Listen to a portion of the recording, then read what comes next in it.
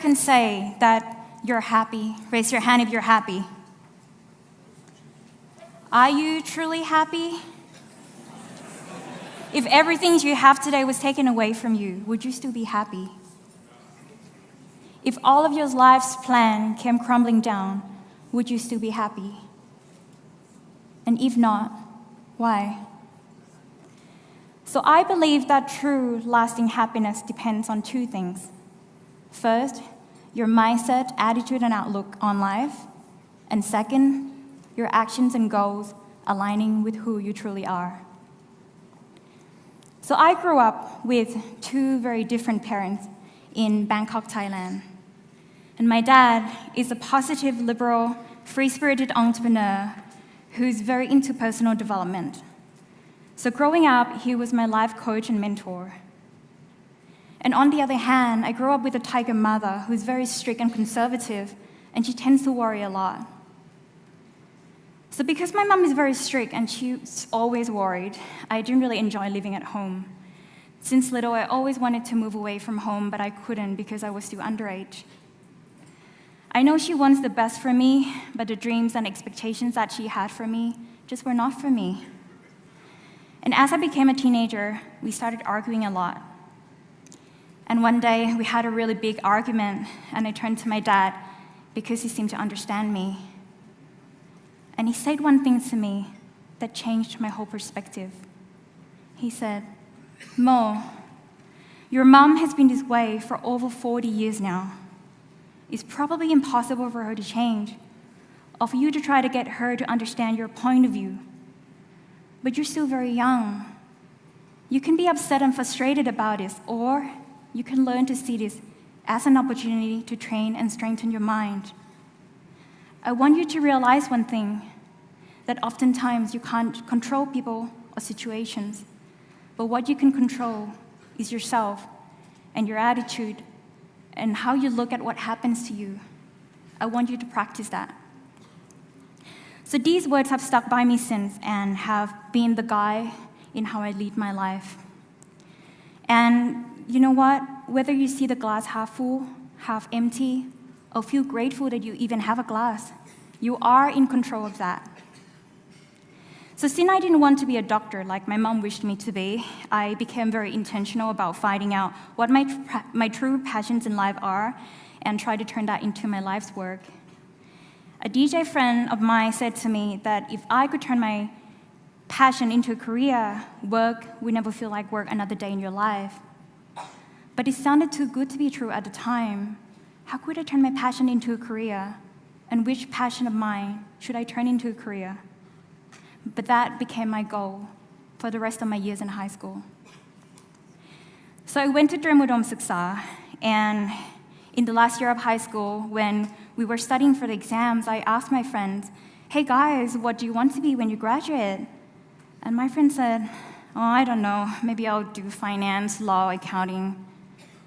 These careers are great, but what frustrated me was that none of them seemed passionate about what they wanted to do for a living.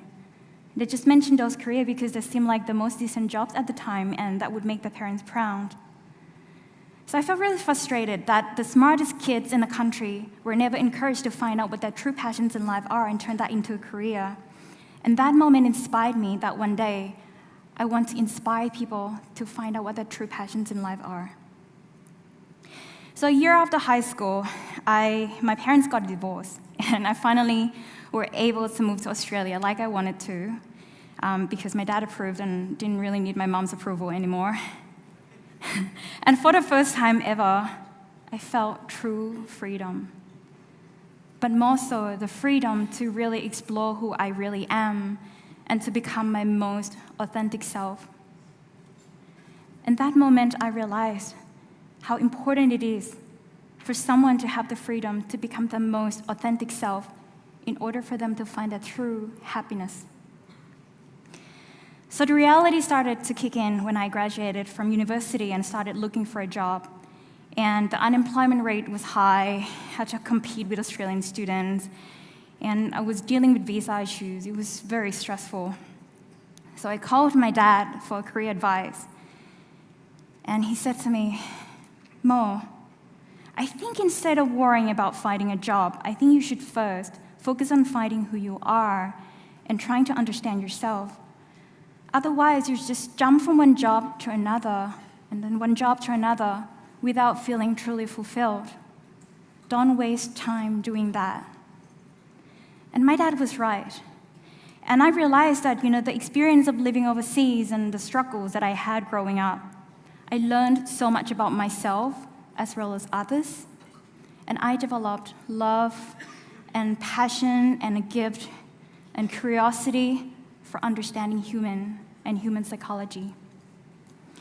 So I finally found a job, and my first 2 jobs in Australia were at a media agency and at an innovation agency, where I got to, learn more about human and trying to come up with new product and advertising ideas.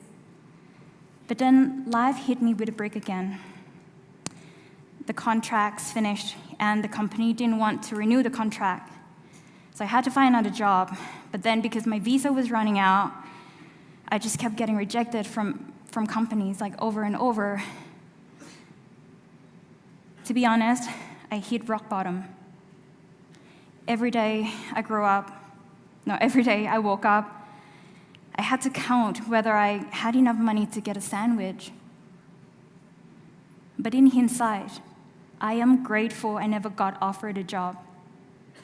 Because I never got offered a job, I had more time to look inward and start pursuing my own entrepreneurial dream. Anyway, and it started with my own inspirational blog. And initially, it was just a place where I wanted to keep all the inspirational quotes that I came across. And, later on, I started writing my own blog posts, like life lessons and words of wisdom from my father. And the blog grew, and it started attracting a lot of readers. And it got to a point where I started receiving emails from my readers telling me how inspiring my blog was to them. So I decided to ask them when they subscribed to my newsletter, if I could write about one thing that makes your day, what should I write about? A lot of them replied and said that they want to learn more about how they could be more positive and happier. So I thought, that's so interesting. There are so many books and articles out there about happiness and positive thinking. But it's not something that you can just read a book or an article and then change overnight. It's like if you've been smoking cigarette or eating junk food for the last 30 years, you can't just read a book on how to quit smoking and then the next day you're just going to quit it. It requires a lot of practice over and over and over until our mind is trained and it becomes a part of who we are. So I try to come up with an idea for something, a tool that can help people become more self-aware and understand themselves better so that they can set goals that will make them feel truly fulfilled once they achieve them. A tool that can help people shift their focus and realize that if they change their thought or their focus or their attitude about something, then their feeling about it also changes.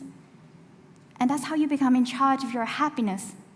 Just like what the Buddha said, happiness is a state of mind, and this is how it works. A tool that can help people change their patterns. We all adopted our patterns since when we were little, and some of them might be destructive and have been holding us back. So I launched a happiness planner in 2015, and it comes with 3 main elements. And the first one, which is, it comes with questions that get you to ask yourself, like, what makes you happy? How happy does it make you feel? How often should you integrate it into your daily life? What makes you unhappy? How much does it affect you? Can you do anything to change it? What qualities or habits would you like to change?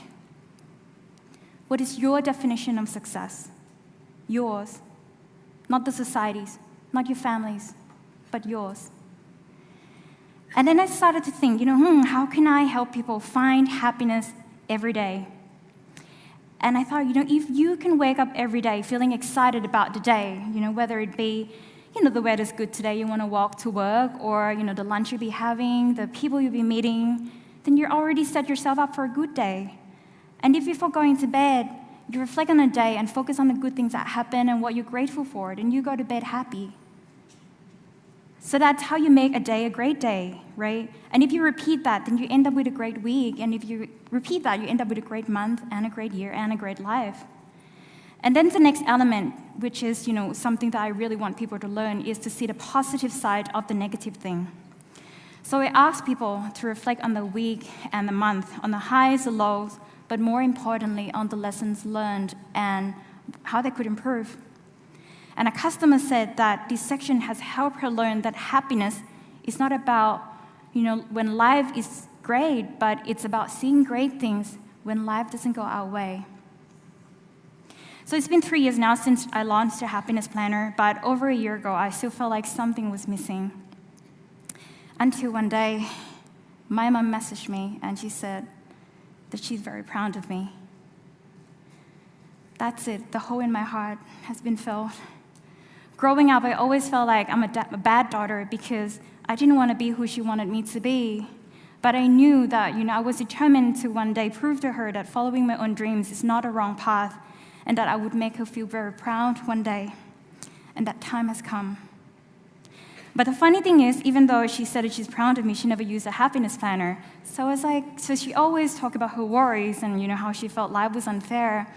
So I was like, Mom, I know you're proud of me, but I want you to use the happiness planner. Can you please use it? So she started using it, and she took photos of her happiness planners and showed it to me, and she called me, and she said, Mo, I realized that I never felt grateful for anything in life. I realized that I focused way too much on my worries and the negatives instead of the positives. I was like, yeah, keep using it.